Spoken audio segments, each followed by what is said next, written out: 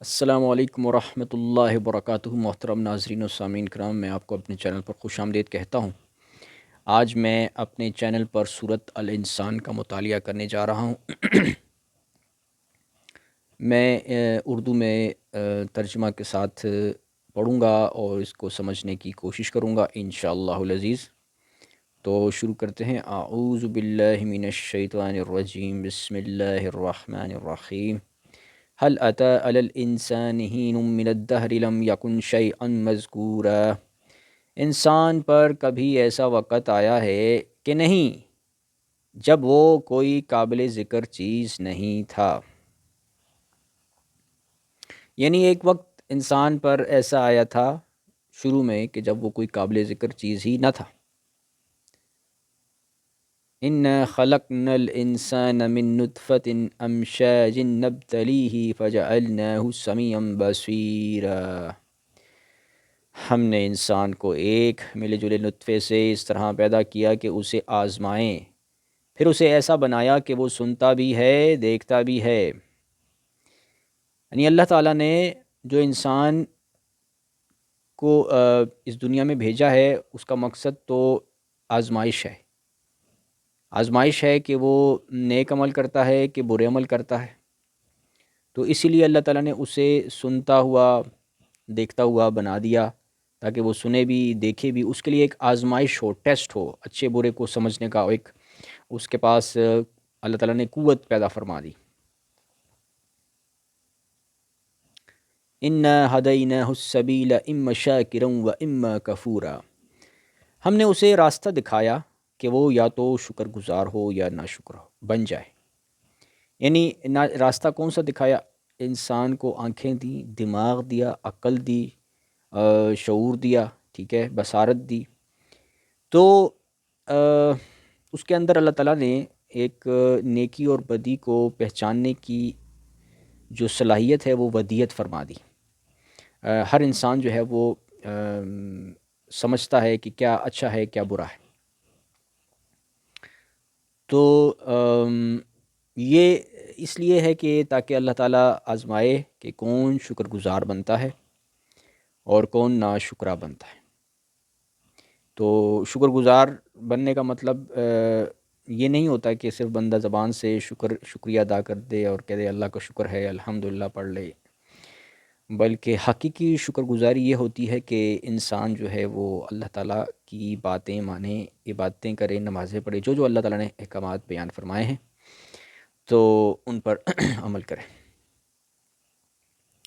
إِنَّا أَعْتَدْنَا لِلْكَافِرِينَ سَلَاسِلَ وَأَغْلَالًا وَسَعِيرًا۔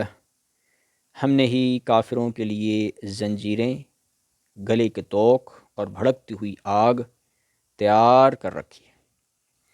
کافر کون ہے؟ کافر سے مراد ہے نافرمان لوگ، جو نافرمانی کرنے والے ہیں، جو اللہ رسول صلی اللہ علیہ وآلہ وسلم کے نافرمان لوگ ہیں، تو اسے عربی میں کافر بولتے ہیں۔ کافر دو طرح کے ہوتے ہیں، ایک اعتقادی کافر جو اسلام کو ہی نہیں مانتے، قرآن کو ہی نہیں مانتے، اور دوسرے عملی کافر جو کہ بظاہر مسلمان ہو جاتے ہیں مگر عملی طور پر کفر کرتے ہیں، اللہ کی باتیں نہیں مانتے، رسول صلی اللہ علیہ وسلم کی باتیں نہیں مانتے۔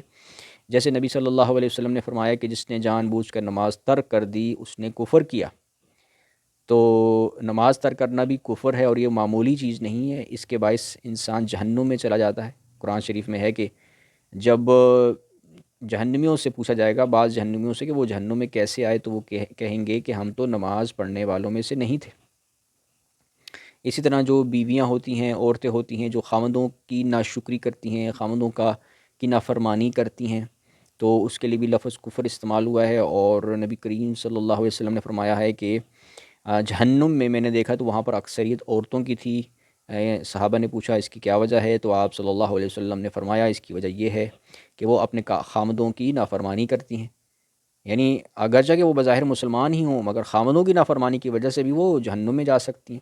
تو مسلمان ہونے کے باوجود جو انسان ہے وہ کافر ہو جاتا ہے اور جہنم میں جاتا ہے۔ یہ نہیں کہ وہ ایمان لے آیا، مسلمان ہو گیا تو بس اب وہ جناب نمازیں بھی چھوڑ دے تو اللہ رسول کی باتیں بھی نہ مانے تو چلو خیر ہے بخشش ہو جائے گی، ایسا معاملہ نہیں ہے۔ اسے عمل کرنا ہوگا. اس لیے قرآن شریف میں جہاں بھی آیا ہے آمنو، ساتھ میں عمل الصالحات آیا ہے کہ ساتھ میں عمل صالح بھی کرنا ہے. عمل صالح نہیں کرو گے، خالی نماز خالی ایمان لے آؤ گے اور کہو گے میں ایمان لے آیا ہوں لہٰذا میری بخشش ہو جائے گی، ایسا نہیں ہو سکتا. تو یہ معاملہ ہے. تو جو کافر ہیں اللہ تعالیٰ فرماتا ہے ان کے لیے زنجیریں ہیں، گلے کے توق ہیں، بھڑکتی ہوئی آگ تیار کر رکھی. کیوں کر رکھی؟ کیونکہ انسان کی زندگی پر اس کی اپنی مرضی تو نہیں چل سکتی، اللہ کی مرضی چلے گی. اللہ نے اسے بھیجا ہے دنیا میں تو اللہ کی بات اس نے ماننی ہے. وہ یہ نہیں کہہ سکتا کہ بھئی میری مرضی ہے، میں اس دنیا میں آیا ہوں، میں جو مرضی چاہوں کروں، میری مرضی ہے. وہ ایسا نہیں کہہ سکتا کیونکہ وہ اپنی زندگی کا مالک نہیں ہے. مالک جو ہے وہ اللہ تعالیٰ ہے اور اللہ کی مرضی چلے گی کہ کیا کام کرنا ہے، کیسے کرنا ہے. ان الابرار یشربون من کاس کان مزاجها کافورا. ان الابرار یشربون من کاس کان مزاجها کافورا. بے شک نیک لوگ ایسے جام سے مشروبات پئیں گے جس میں کافور کی آمیزش ہوگی، یعنی جنت میں. عین یشربوا بها عباد اللہ یفجرونها تفجیرا. یہ مشروبات ایک ایسے چشمے کے ہوں گے جو اللہ کے نیک بندوں کے پینے کے لیے مخصوص ہے، وہاں اسے جہاں چاہیں گے آسانی سے بہا کر لے جائیں گے. یوفون بالنذر ویخافون یوما کان شرہ مستطیرا. یہ وہ لوگ ہیں جو اپنی منتیں پوری کرتے ہیں اور اس دن کا خوف دل میں رکھتے ہیں جس کے برے اثرات ہر طرف پھیلے ہوئے ہوں گے. یعنی آخرت کا خوف وہ دل میں رکھتے ہیں. دنیا میں رہتے ہیں تو یہ نہیں کہ آخرت کو بھول جائیں، موت کو بھول جائیں، حساب کتاب کے دن کو بھول جائیں، ایسا نہیں کرتے. وہ اللہ کو یاد کرتے رہتے ہیں اور ڈرتے ہیں کہ کہیں ہم سے کوئی برا عمل نہ ہو جائے، گناہ نہ ہو جائے تو کہیں ایسا نہ ہو کہ پھر جہنم میں چلے جائیں. اس لیے وہ ڈر ڈر کے زندگی گزارتے ہیں اور برائیوں سے بچ کر رہتے ہیں. وَيُطْعِمُونَ الطَّعَامَ عَلَىٰ حُبِّهِ مِسْكِينًا وَيَتِيمًا وَأَسِيرًا. وہ اللہ کی محبت کی خاطر مسکینوں، یتیموں اور قیدیوں کو کھانا کھلاتے ہیں. یعنی ان کا کھانا کھلانا یتیموں کو، مسکینوں کو اور قیدیوں کو کا جو محرک ہے وہ اللہ تعالیٰ کی محبت ہے، اللہ کی رضا ہے. یہ نہیں کہ وہ اپنی نیک نامی کی خاطر، شہرت کی خاطر، خود پسندی کی خاطر لوگ ہمیں اچھا کہیں گے، بڑی واہ واہ ہوگی، نیک نامی ہوگی، شہرت ہوگی، عزت ہوگی، دنیا کا مفاد ملے گا، لوگ کہیں گے بڑے نیک ہو. وہ ان چیزوں کی وجہ سے کھانا نہیں کھلاتے. وہ کھانا کھلاتے ہیں تو اللہ کی محبت میں کھانا کھلاتے ہیں، اللہ کی رضا چاہتے ہیں، اسی لیے وہ لوگوں کو کھانا کھلاتے ہیں، مسکینوں کو، یتیموں کو، قیدیوں کو. تو مسکین کون ہوتا ہے؟ مسکین جو ہوتا ہے وہ غریب ہوتا ہے. دیکھیں قرآن شریف اور اسلام کے مطابق جو ہے وہ تعلیم یہ ہے کہ آپ نے پروفیشنل اور پیشہ ور بھکاری نہیں بننا، ٹھیک ہے، پیشے کے طور پر نہیں مانگنا. لیکن یہ ہے کہ سائلین کا ذکر بھی آیا ہے کہ جو مانگنے والے ہیں ان کو بھی دینا ہے. تو مانگنے والوں سے مراد پیشہ ور بھکاری نہیں ہوتے، بلکہ اس سے مراد وہ لوگ ہوتے ہیں کہ جو مسکین ہوتے ہیں، جو غریب ہوتے ہیں. اور وہ جو ہیں اگر کبھی کبھار، جیسے مثال کے طور پر آس پڑوس میں کچھ آپ کے پڑوسی رہتے ہیں یا رشتہ داروں میں آپ کے کوئی رشتہ دار ہیں، آپ انہیں جانتے ہیں کہ وہ پیشہ ور بھکاری نہیں ہے. تو بعض دفعہ یہ ہوتا ہے کہ وہ غریب ہو جاتے ہیں، پیسوں کی کمی پڑ جاتی ہے، پیسے ضرورت پڑ جاتے ہیں، تو وہ کہتے ہیں یار ہماری تھوڑی سی ہمیں مدد کی ضرورت ہے. تو شرم کے مارے بعض دفعہ شرم کی وجہ سے وہ نہیں مانگتے. تو وہ کہہ دیتے ہیں کہ چلو ہمیں تھوڑا سا ادھار دے دو، قرض دے دو، ہم پھر آپ کو دے دیں گے. تو ایسے لوگ ہوتے ہیں نا جنہیں شرم آتی ہے مانگتے ہوئے بھی. تو یہ ہوتے ہیں مسکین لوگ کہ جنہیں مانگتے ہوئے بھی شرم آتی ہے. تو لہٰذا عام طور پر ان کا یہ وتیرہ یا کہنا چاہیے ان کا جو رویہ ہوتا ہے وہ یہ نہیں ہوتا کہ وہ مانگتے رہیں. وہ نہیں مانگتے، وہ بعض دفعہ فاقے بھی کرتے ہیں اور وہ غریبی میں، غربت میں زندگی گزارتے ہیں، ٹھیک ہے. تو مانگنے میں انہیں شرم آتی ہے. تو کبھی کبھار اگر وہ مانگ لیں اور آپ کو پتہ ہو کہ وہ تو ظاہر ہے مانگنے کی تو ان میں عادت ہی نہیں ہے، تو پھر ان کی مدد کرنی چاہیے. انہیں قرض ادھار دینے کے بجائے بلکہ ان کی مدد، صدقہ دینا چاہیے، انہیں زکوٰۃ دینی چاہیے انہیں، ٹھیک ہے. تو مسکین وہ لوگ ہوتے ہیں. اب غربت کی کئی وجوہات ہو سکتی ہیں. انسان بیمار ہے، محتاج ہے، ٹھیک ہے، اسے نوکری نہیں مل رہی، اس کی تعلیم اتنی نہیں ہے کہ اچھی نوکری کر سکے، یا اس کا کوئی بزنس ہے ترقی نہیں کر رہا، یا اور نقصان، کچھ بھی وجہ ہو سکتی ہے، ٹھیک ہے. دنیا میں انسان کو اللہ تعالیٰ نے جو ہے نا یہ اس کے لیے رکھا ہوا ہے کہ اسے آزمائشیں، تکلیفیں، پرابلمز آتی رہیں گی. تو بندے جو ہے نا وہ غریبی ہوتے رہیں گے. یہ تو نہیں کہ سارے لوگ جو ہیں وہ امیر بن جائیں گے، دولت مند بن جائیں گے. اگر ایسا ہوتا تو پھر قرآن میں یہ ذکر ہی نہ ہوتا کہ مسکینوں کو بھی کھانا کھلاؤ، یتیموں کو بھی کھانا کھلاؤ، قیدیوں کو بھی کھانا کھلاؤ، مسافروں کو بھی کھانا کھلاؤ. تو یہ ان کو کھانا کھلانے اور ان پر خرچ کرنے کے احکامات اسی لیے ہیں کہ دنیا میں ایسے لوگ پیدا ہوتے رہیں گے، آتے رہیں گے انسان کی زندگی میں. تو اب یتیم ہے. یتیم کون ہوتا ہے؟ جو کہ بالغ نہیں ہوا ہوتا، بچہ ہوتا ہے اور اس کا باپ فوت ہو جائے. تو اب چونکہ کمانے والا باپ ہوتا ہے اور کمانے والا ہی جو ہے فوت ہو جائے تو پھر بچہ ظاہر ہے پھر وہ غریب ہو جاتا ہے، اس کے پاس کھانے کے لیے پیسے نہیں ہوتے، روٹی نہیں ہوتی، ایسے لوگوں کی مدد کرنی چاہیے، ٹھیک ہے۔ تو وہ جو مدد کرتے ہیں وہ اللہ کی محبت کی خاطر کرتے ہیں، مسکینوں کی مدد کرتے ہیں، یتیموں کی کرتے ہیں، قیدیوں کی مدد کرتے ہیں، انہیں کھانا کھلاتے ہیں۔ انما نطعمکم لوجہ اللہ لا نرید منکم جزاء ولا شکورا، اور ان سے کہتے ہیں کہ ہم تو تمہیں صرف اللہ تعالیٰ کی رضا کی خاطر کھلا رہے ہیں، ہم تم سے نہ کوئی بدلہ چاہتے ہیں نہ کوئی شکریہ۔ یعنی وہ میں نے جیسے کہ پہلے بتایا کہ وہ کوئی مفاد نہیں ہوتا، اپنا مفاد کہ کسی کی ہم مدد کر دیں گے تو پھر اب کل کو پھر ہم اس پر احسان جتائیں گے، بھئی ہم نے تمہاری مدد کی تھی تو لہٰذا تم ہماری بات نہیں مانتے، ہم نے یہ کہا تھا وہ کہا تھا، اور ہم نے تمہاری مدد کی، تم نے ہماری مدد نہیں کی، تم نے کیوں نہیں کی مدد، اس طرح کی باتیں بھی نہیں کرتے، ٹھیک ہے۔ اس طرح کا احسان نہیں جتاتے، اللہ کے لیے مدد کرتے ہیں اور اللہ تعالیٰ سے رضا کی امید چاہتے ہیں کہ انہیں اللہ تعالیٰ مرنے کے بعد جنت عطا فرمائے گا، بس ان کے ذہن میں یہی ہوتا ہے۔ یہ نہیں ہوتا کہ دنیا میں ہم کسی کی مدد کر دیے تو اب وہ بھی ہماری کوئی مدد کرے یا اس سے ہم کچھ اپنا مفاد حاصل کریں، ٹھیک ہے نا۔ ایسا ان سے کوئی دنیاوی مفاد اگر انسان کے سامنے اگر یعنی کہ نیکی کرنے میں دنیاوی مفاد مد نظر رکھے گا انسان، تو پھر وہ نیکی اللہ کے لیے نہیں ہوتی، وہ خالص دین کے لیے اللہ کے لیے نہیں ہوتی، وہ تو پھر دنیا کے لیے ہوتی ہے نا۔ دنیا میں انسان نے اس کو مطلب حاصل کرنے کے لیے وہ نیکی کی، تو اصل وہ نیکی وہ نہیں ہوتی، اس کا کوئی فائدہ نہیں ہے، کوئی جزا نہیں، کوئی جنت اس کی نہیں ملتی، ٹھیک ہے، بلکہ امکان ہے کہ جہنم مل جائے۔ تو فرمایا کہ وہ جو ہیں وہ ان سے کہتے ہیں کہ ہم تو اللہ کی رضا کی خاطر، خوشنودی کی خاطر تمہیں کھلا رہے ہیں، تم سے کوئی بدلہ نہیں چاہتے، ٹھیک ہے نا، تاکہ تم بھی ہمیں گفٹ واپس کرو، ہمیں یہ کچھ ہمیں بھی ہماری مدد کرو یا ہماری تعریفیں کرو، اور نہ کوئی شکریہ چاہتے۔ ان کی یہ علامت ہوتی کہ وہ دیکھیں، یہ ہے جنتیوں کی علامت کہ وہ خالص اللہ کے لیے ہی جو ہے نا وہ دین کے کام کرتے ہیں، دین کے جتنے بھی کام کرتے ہیں وہ خالص اللہ کے لیے کرتے ہیں، کسی لوگوں کو، اپنے کوئی جماعتی لیڈر کو، اپنے یا کوئی جو ہے وہ کیا کہتے ہیں، کوئی جماعتی لیڈر کو، لوگوں کو، جماعت کو، جس جماعت میں رہ رہے ہیں ان کو خوش کرنے کے لیے، لوگوں کو خوش کرنے کے لیے، اپنی تعریفیں نمبر بنانے کے لیے، ایسی یہ وجوہات ان کے سامنے نہیں ہوتی، ان کے سامنے یا پیسہ دولت کمانے کے لیے، ٹھیک ہے، خالصتاً ان کی جو مقصد ہوتا ہے وہ اللہ کی رضا ہوتی ہے۔ ان نخاف من ربنا یوما عبوسا قمطریرا، ہمیں تو اپنے رب کی طرف سے اس دن کا خوف ہے جس میں چہرے بری طرح بگڑے ہوئے ہوں گے، یعنی مرنے کے بعد حساب کتاب کے دن کا ہمیں خوف ہے کہ جس دن چہرے جو ہیں وہ بگڑے ہوئے ہوں گے۔ فوقاهم اللہ شر ذلک اليوم ولقاهم نظرة وسرورا، اس کا نتیجہ یہ ہے کہ اللہ ایسے لوگوں کو اس دن کے برے اثرات سے بچا لے گا، یعنی جو دنیا میں ڈر ڈر کر زندگی گزاریں گے، اللہ کا خوف رکھیں گے اور اس خوف کی وجہ سے برے کاموں سے، گناہوں سے بچ کر زندگی بسر کریں گے، اللہ کی فرمانبرداری میں زندگی بسر کریں گے، تو کیا نتیجہ نکلے گا کہ اللہ تعالیٰ اس دن کے برے اثرات سے، یعنی مرنے کے بعد کے جو برے اثرات ہوں گے نا انسان پر، اس سے اللہ تعالیٰ بچا لے گا اور ان کو شادابی اور سرور سے نوازے گا۔ وَلَقَّاهُمْ نَظْرَةً وَسُرُورًا، ان کو شادابی اور سرور سے نوازے گا۔ وَجَزَاهُمْ بِمَا صَبَرُوا جَنَّةً وَحَرِيرًا، اور انہوں نے جو صبر سے کام لیا تھا اس کے بدلے میں انہیں جنت اور ریشمی لباس عطا فرمائے گا۔ صبر سے کیا مراد ہے؟ صبر سے مراد صرف یہ نہیں ہوتا کہ پریشانی مصیبت پر صبر کر لیا، بلکہ نیکی پر صبر و استقامت، دوام اختیار کرنا، اس پر قائم رہنا، یہ بھی صبر ہوتا ہے۔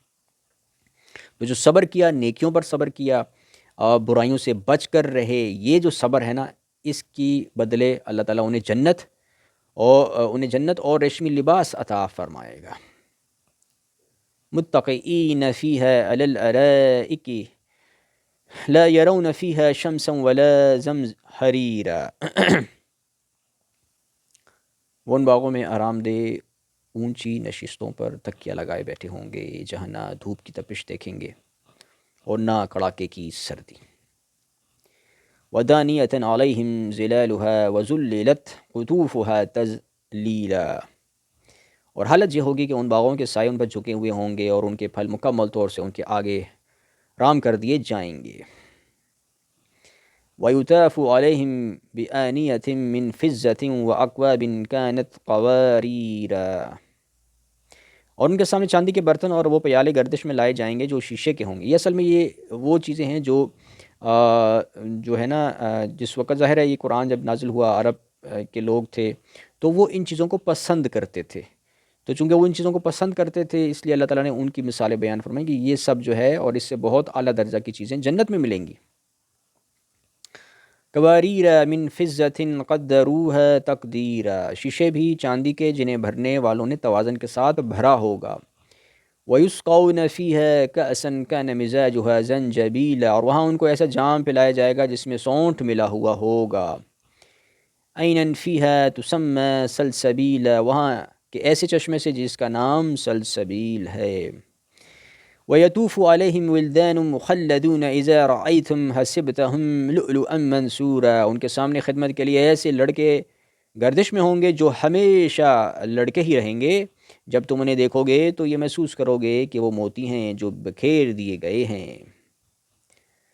وَإِذَا رَأَيْتَ ثُمَّ رَأَيْتَ نَعِيمًا وَمُلْكًا كَبِيرًا، اور حقیقت تو یہ ہے کہ جب تم وہ جگہ دیکھو گے جنت میں تو تمہیں نعمتوں کا ایک جہان اور ایک بڑی سلطنت نظر آئے گی۔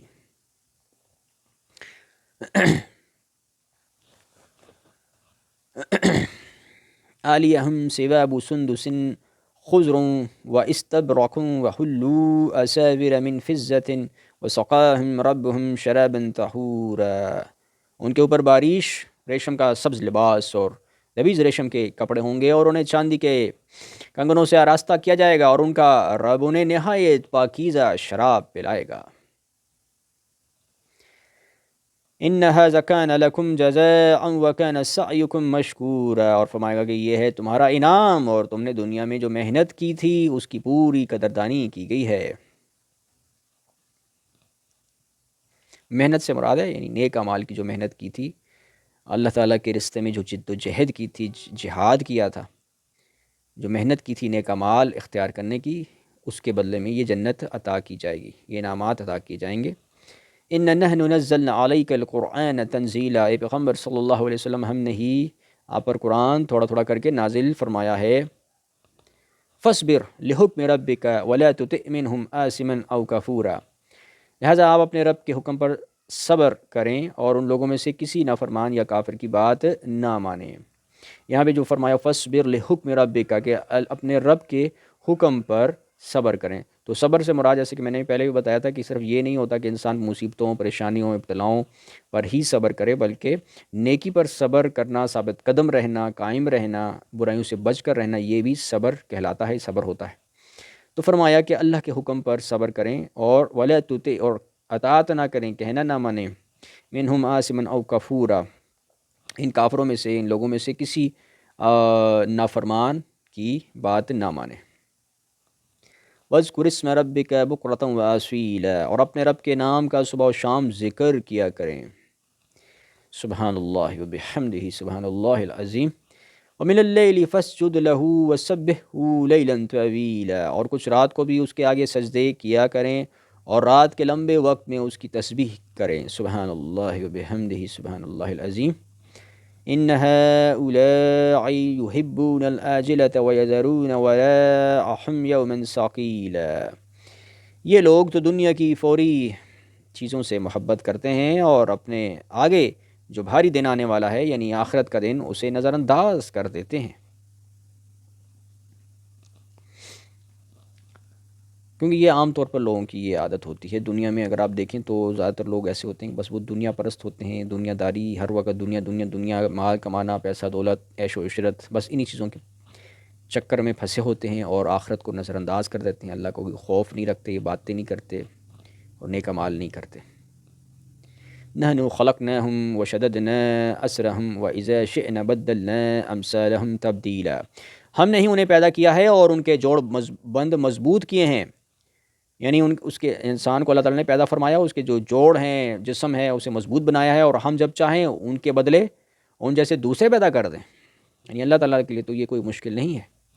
ان هذه تذکرة فمن شاء اتخذ الى ربه سبیلا، حقیقت یہ ہے کہ یہ ایک نصیحت کی بات ہے، آپ جو چاہے اپنے رب کی طرف سے جانے والا راستہ اختیار کر لے۔ انسان کو تو اللہ تعالیٰ نے اختیار دیا ہوا ہے، وہ چاہے تو بدی کر لے، بدی کا راستہ اختیار کر لے، چاہے تو نیکی کا راستہ اختیار کرے، تو یہ انسان کے پاس جو ہے یہ اختیار ہے۔ تو حساب کتاب جو ہے وہ ظاہر ہے پھر وہ مرنے کے بعد ہوگا. ٹھیک ہے، یہ معاملہ ہے. وما تشاءون الا ان یشاء اللہ ان اللہ کان علیما حکیما. اور تم چاہو گے نہیں جب تک اللہ نہ چاہے، یعنی تم کچھ نہیں چاہ سکتے جب تک کہ اللہ نہ چاہے. اور اللہ علم کا بھی مالک ہے، حکمت کا بھی مالک ہے. سبحان اللہ وبحمدہ سبحان اللہ العظیم. یدخل من یشاء فی رحمتہ والظالمین اعد لهم عذابا علیما. وہ جس کو چاہتا ہے اپنی رحمت میں داخل کر لیتا ہے، اور یہ جو ظالم لوگ ہیں ان کے لیے اس نے دردناک عذاب تیار کر رکھا ہے. ظالم لوگوں سے کون لوگ مراد ہیں؟ جو بد عمل ہیں، جو بے نمازی ہیں، اور اللہ رسول صلی اللہ علیہ وسلم کی اطاعت کرنا پسند نہیں کرتے، گناہوں کی زندگی بسر کرتے ہیں، انہیں اللہ تعالیٰ ظالمین قرار دیتے ہیں. تو یہ ہم نے سورۃ آل انسان کا آج اردو ترجمہ پڑھا اور اسے سمجھنے کی کوشش کی. وآخر الدعوانا ان الحمد للہ رب العالمین.